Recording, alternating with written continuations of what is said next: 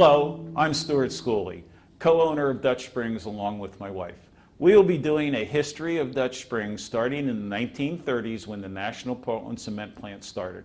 We will be showing you the boundaries of National Portland Cement along with some activity in the bottom of the quarry. So, join me as we progress through the history of Dutch Springs.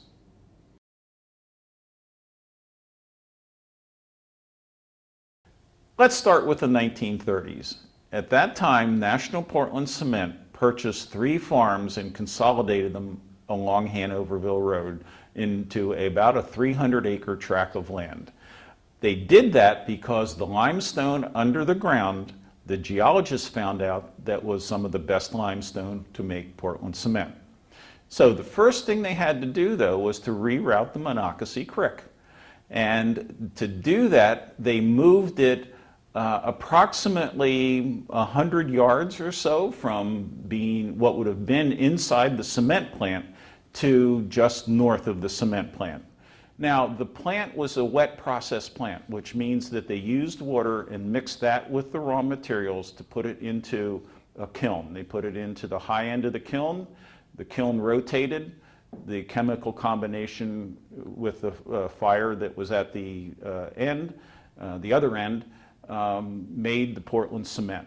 They had, when you look at pictures of the plant in the 30s up until the Second World War, there were 2 smokestacks. So you can tell the age of the plant or the period of time by the 2 smokestacks. The people who owned National Portland Cement was a Mr. Daines, Mr. Frank, Mr. Larkin, and Mr. Connie Mack. The officers were Mr. Franklin was president, Mr. Larkin was the vice president, Mr. Johnson was the administrator, and a Mr. Winter was the plant manager. So after they purchased the land, started building the plant, they then opened up the land to get to the limestone. The limestone is underneath the ground. First you have topsoil, then you have whatever other stratus there is there. That is referred to as the overburden. And the overburden can be a couple of inches, can be feet. But they have to take all the overburden off of the limestone to get to it. That is when you consider that the present Dutch Springs Lake is about 50 acres, they had to take this overburden off of 50 acres and they had to store it someplace on their land. That will be significant later on in other chapters because they have to put the overburden on their land. They can't take it away or put it on somebody else's land. Well, Dutch Springs, when we started the operation, we had to deal with all this overburden. And you'll see pictures later on of how much it was. It was a huge amount. The operation to remove the rock from the quarry and make it into Portland cement started with the dynamiting of the limestone in the quarry. They dynamited it. It came out in big rocks.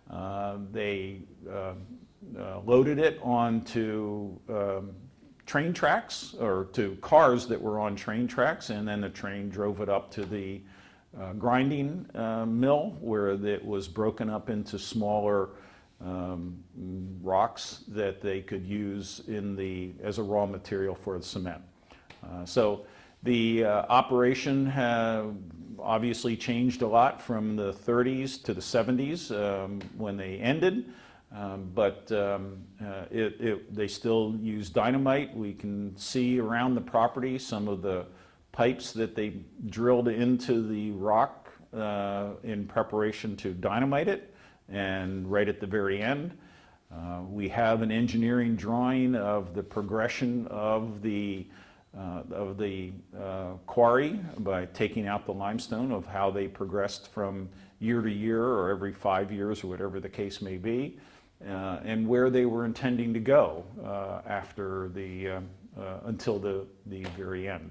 So dynamite, put it into railroad cars, take it up the side, and that's on the east side up until to the grinding mill or the grinding plant, and then made it into smaller and smaller limestone that's a raw material for the Portland cement.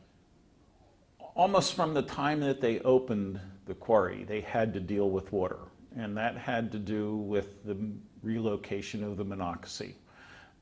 They did that by ponding the water and then pumping it out through, they built a viaduct to get the water from the quarry into the Monocacy. They also used the water for the wet process plant. So they used it in the plant, they pumped it in the Monocacy, but they always had to pump water out from it. And as they dug deeper and deeper and deeper, there would be more water. But ultimately, all the water got to the east end, where we called the pump house, and then they pumped it out into the viaduct over to the Monocacy Creek. So water has always been a problem for National Portland. Was always a problem for National Portland, and they took care of it. But that ultimately made the lake for Dutch Springs.